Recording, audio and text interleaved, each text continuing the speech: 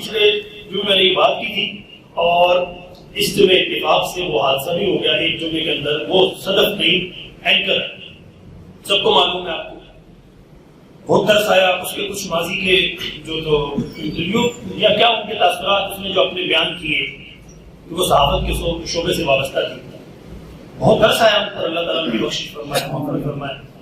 تو وہ بیچاری دیکھے تھوڑی دیر یعنی کہ اپنے اس حادثے سے قبل دوڑ رہی ہے. دیکھو یہ مرد کا کام, عورت دیکھو نا, عورت کا کام نہیں ہے مسئلہ.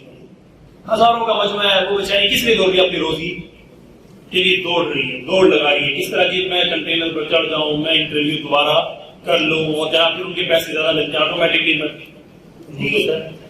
تو اس کوشش کے اندر نا, اور دیکھو بڑے دکھی داستان, میرے آنسو نکل آئے سن کے. بیٹی کہہ رہی ہے ایک بیٹی ایک بیٹا. اب مجھے حیرانگی ہوتی ہے کہ یار ایک بیٹی ایک بیٹا ایک بندے کا ہو اور وہ بندہ یہ بھی کہے کہ بیوی کو تو بھی کما. یا ہماری سمجھ میں بات نہیں آتی یار. 2 بچے نہیں پالے جاتے تو پھر شادی کس نے کی؟ سوچنے کی بات ہے. خدا کی قسم میں اپنی بیوی کے باپ بتاؤں, اللہ 15 بچے بھی دے دینا تو میں بیوی کو نہیں کہوں گا, نہیں کہوں گا میں کہ بیوی ہمارا بنتا ہی نہیں ہے یار.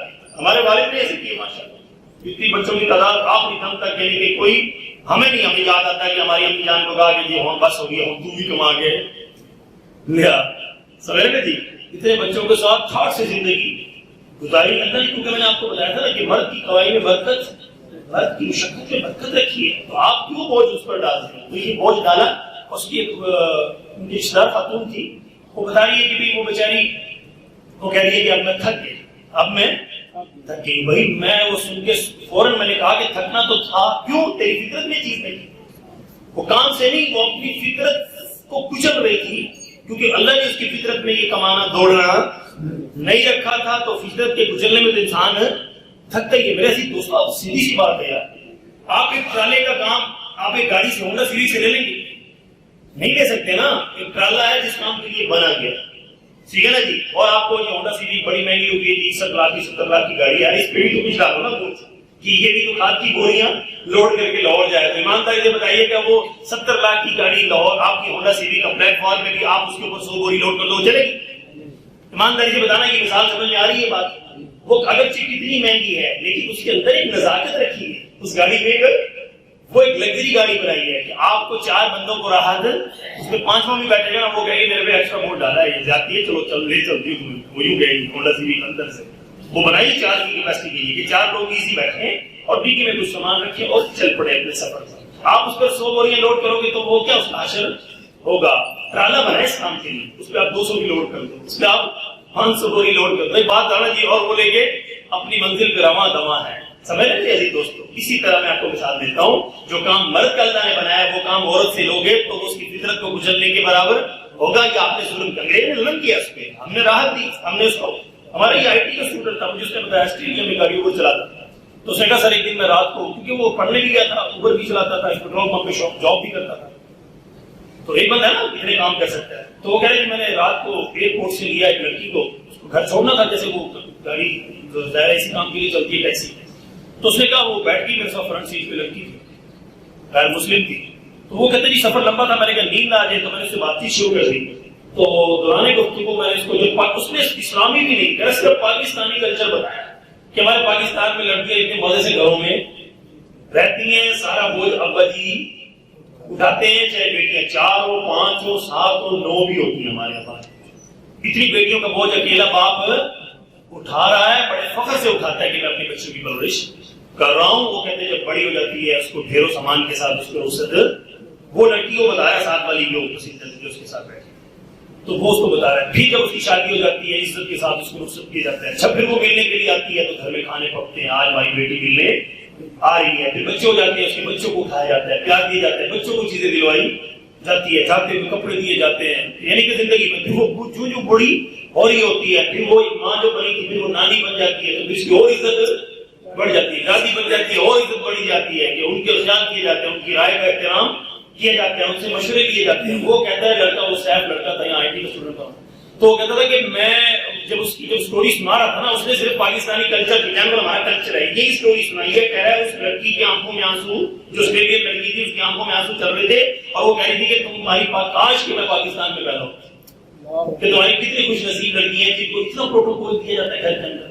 ہمیں تو بس فارغ ہوئے نہیں اور کام کے لیے جا کے پنچر لگا, پیٹرول ڈال, تو فلاں کر, دنیا جہان کی وہ کام, گاڑی سروس کر رہی ہے بیچاری. سر آگے نا آپ زبان جا کے دیکھو, پینڈنگ کا سارا کام, گاڑیاں بنانا, پارٹ, سارے کام عورتوں سے لیے ہر جگہ, منڈیوں میں ہر جگہ اس کے ساتھ ہم نے زیادتی. دیکھو وہ یورپ کر رہے ہیں تو ہم بھی اس کی نقالی میں کر رہے ہیں. تو میں نے آپ کو بیچ میں ایک بات بتائی تھی, اگر یہ صدیوں کی محنت انگریز کی اس کے پیچھے نہ ہوتی نا, کیونکہ وہ اس کی عورت کی کام, باہر کا کام اس کی فطرت میں شامل نہیں ہے. اگر ہم اس کو کہتے ہیں نا چل بھائی تو کر یہ کام, تو وہ کبھی بھی نہ کرتی تو چل نہیں رکھ سکتا, نہ رکھ, میں کسی اور سے شادی کر لوں گی. وہ جواب دے دیتی تھوڑا کیوں, اس کے پیچھے انگریز کی محنت ہے. اس نے اتنی محنت کر کے وہ اس کو کام پہ اس نے ڈالا. تو میرے عزیز دوستو, ہم فطرت سے نہ رہے, ہم فطرت سے نہ رہے. عورتیں آتی نبی پاک صلی اللہ علیہ وسلم کے پاس, یا رسول اللہ آپ جہاد میں جا رہے ہیں, ہمیں بھی دیکھو نا اندازہ.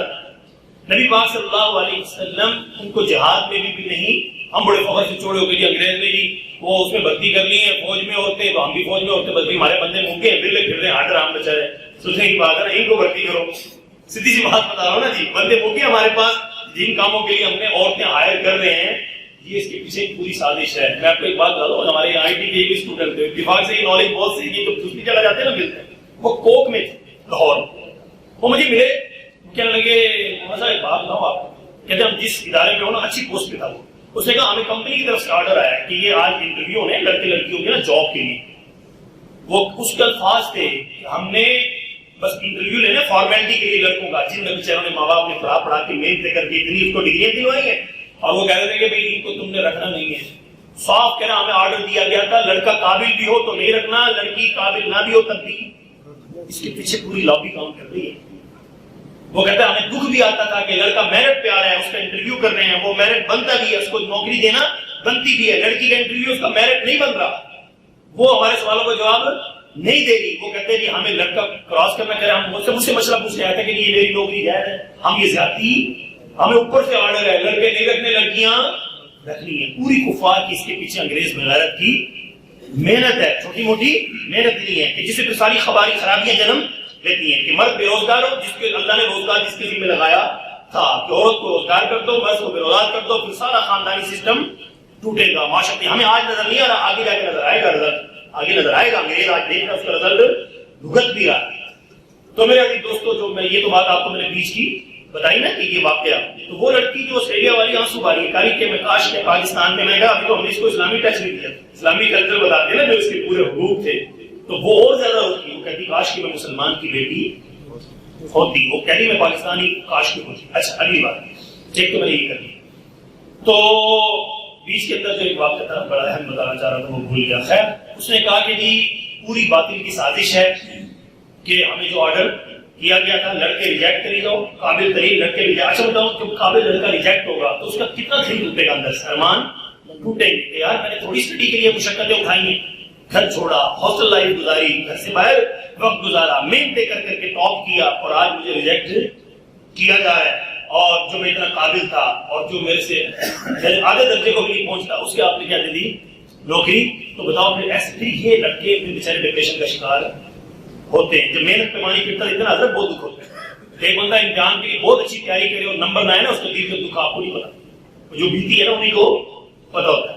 تو میں نے آج کے بیان کا آغاز یہاں سے کیا ہے کہ فطرت سے نہیں ٹکرانا چاہیے. فطرت سے, عورت کی فطرت میں اللہ نے آرام رکھا ہے, اس کو گھر کی ملکہ بنایا, کیونکہ اس کے ذمے گھر کی ایسی ذمہ داری ہے جو مرد نبھا نہیں سکتا. مرد وہ امور سر انجام دے نہیں سکتا جو اللہ نے عورت کے ذمے. ہماری ڈیوٹیاں ڈفرنٹ ہیں, اللہ نے ہمیں جوڑا جوڑا تو بنایا ہے لیکن ڈیوٹیاں جدا ہیں. مرد نے صبح باہر نکلنا ہے, قرآن کہتا ہے وجعلنا اللیل لباسا وجعلنا النہار معاشا. اللہ کہتا ہے رام میں نے رات آرام کے لیے بنا دی ہے, آرام سے سو جاؤ, مزے سے سو. صبح اٹھ کے مرد کام پہ نکلے, میں نے دن معاش کا ذریعہ بنایا. جب عورت کو بھی معاش کے لیے نکال دو گے تو پھر پیچھے گھر کی لائف تو ختم ہوگی. بچوں کو ممتا چاہیے, بچوں کو کیا چاہیے, چھوٹے چھوٹے بچے ہیں, یہ تو اسکول سے جلدی آ جائیں گے, یہ ماما کو ڈھونڈیں گے, اماں ماں کہاں ہے, اب ماں بھی جاب پہ ملے گی, ابا بھی جاب پہ ملے گی, تو بچاؤ ان کی. اب ان کے اندر جو اللہ نے ایک ممتا کی محبت کا وہ ایک رکھا تھا, شفقت رکھی تھی ان کی, جب ان کو یہ نہیں ملے گی تو یقین کرو بچوں کی لائف پہ بھی بہت سخت اثر پڑے گا. تو میں اس لیے آپ کو عرض کر دیتا ہوں کہ وہ اثرات آج ہمیں بظاہر نہیں دکھتے, آگے جا کے جو پھر اس کے اثرات معاشرے پہ پڑتے ہیں نا, اس کا آپ تصور نہیں کر سکتے کہ وہ خرابیاں وجود میں آتی. اس لیے میرے عزیز دوستو اللہ نے قرآن کے اندر یہ بیان کیا نا, قرآن کے نقطے معمولی نہیں ہوتے. اللہ کہہ رہے ہیں وقرن فی بیوتکن, قرآن کے الفاظ ہیں. اللہ جب گھر میں بٹھا رہا ہے, رب بنانے والا, اللہ عورت کو بنانے والا, مرد کو بنانے والا, اللہ مرد کو کہہ رہا ہے کہ نکلو باہر روزی کے لیے نکلو, اور اللہ ہی عورت کو کیا کہہ رہے ہیں وقرن فی بیوتکن, تو گھر میں بیٹھ. تو کہہ رہے مقرن فی, اس کو مثال میں ایسے لکھتے ہیں قلعہ نہیں گاڑ دیتے جیسے قلعہ ٹھوکتے جہاں جس کے ساتھ جانور والا ہوتا ہے. تو یہاں پہ وہ لفظ ایسا ہے, اس کا ترجمہ بنے گا وقرن فی بیوتکن ولا تبرجن تبرج الجاہلیۃ الاولی واقیمن الصلاۃ وآتین الزکاۃ واطیعن اللہ واطیعن رسول. اللہ نے آرڈر کیا ہے کہ عورت تیرا کام باہر نہیں ہے, تو باہر کی مشقتیں نہ اٹھا, تو گھر میں مزے سے رہو, تو گھر میں مزے سے رہو, یہاں پر آرام سے رہو, اور واقیمن الصلاۃ, یہاں پہ گھر میں رہتے ہوئے نماز قائم کر, زکات ادا کر, اللہ رسول کی اطاعت کر, یہیں گھر سے اٹھ کے سیدھی جنت کے باغوں میں تخت جا کے بیٹھے. مسلم عورت کا یہ فائدہ ہے کہ یہاں بھی دنیا میں بھی مزے کرے گی, اور مرنے کے بعد سیدھی جا کے جنت کے تخت پہ بیٹھ جائے گی. اور اللہ تعالیٰ کی فرمان ہے, نبی پاک صلی اللہ علیہ وسلم نے اس کو بیان کیا